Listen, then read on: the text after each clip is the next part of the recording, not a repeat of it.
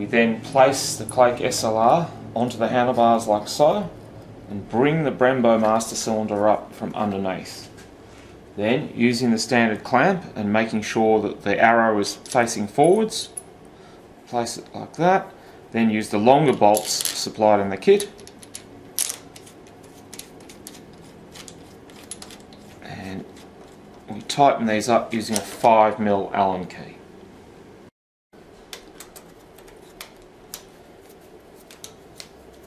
Now, with this type of clamp, you always do the bolt that's the arrow is facing up first, and you do that one firmly, and then we tension the back one.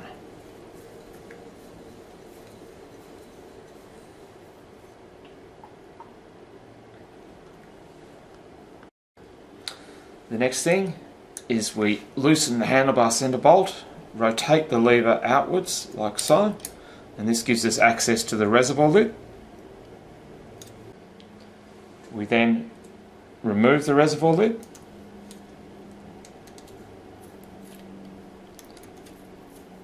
making sure we have the diaphragm as well. Okay, then we fill the reservoir up carefully, try not to make any spills. And at this point you should be wearing safety glasses and gloves to protect yourself. Next we remove the outlet port blanking plug, and then we place our finger over the port once we've got the lever in. So we pull the lever in, then we place our finger over the port, then release it. This creates a vacuum and draws down fluid into the chamber. Okay, then if we remove our finger from the port, hopefully like that, the port is full of fluid, and now we can put the line on.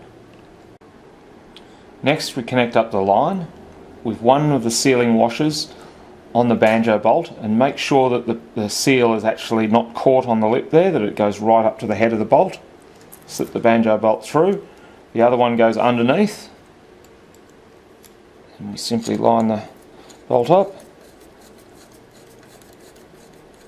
just tighten it, and we push the fitting round so that it's hard up against the body, and then we tighten this nice and firmly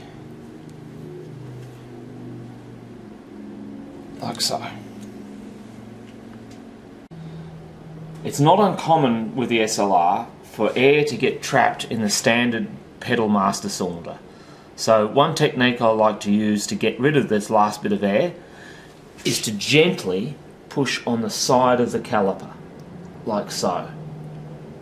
Because these are sliding piston calipers, this pushes the piston back in, which forces fluid back up the line through the standard master cylinder and then back up to the SLR. And because we positioned the handlebars as we did before with the left hand side lower, that air should be forced out the compensation port.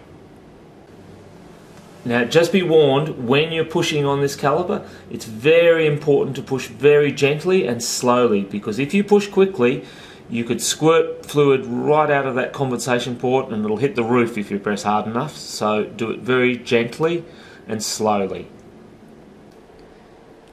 Now, what we've got a situation here is now there'll be no line pressure as we pull this lever in, because what's happened is that we pushed the pads away from the disc and we need to bring those pads back onto the disc. Now ideally what you do is, after pressing on the caliper and pushing the piston in, go away, have a coffee, give it a rest for a while.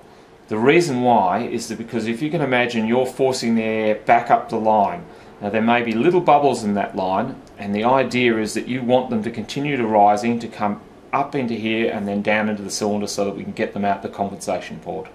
So go away, have a coffee, wait for a while, then come back, and then the trick is to pull the lever in, and that's pushing the piston in, so it's bringing the pads against the disc, but you do it slowly. Okay, and that stops the air bubbles from being rapidly forced back down the line. But then when we release it quickly, and that helps drag the air bubbles back up.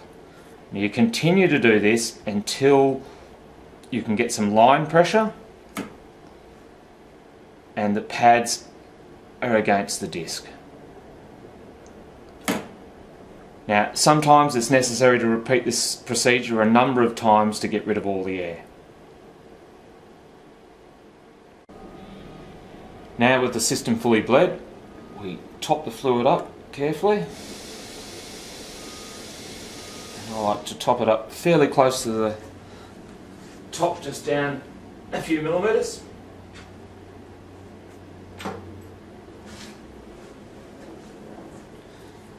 Then we return the reservoir lid with the tag facing the cutout on the front.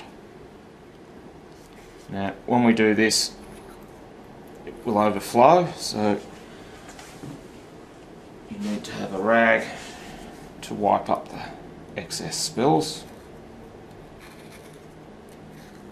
Just tighten that nice and evenly so that it sits properly.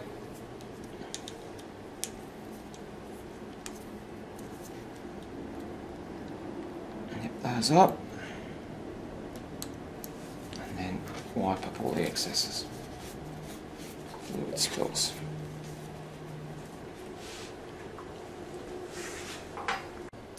With the reservoir lid returned, we simply loosen the lever pivot bolt, and then we want to position the lever in the right position for our finger reach.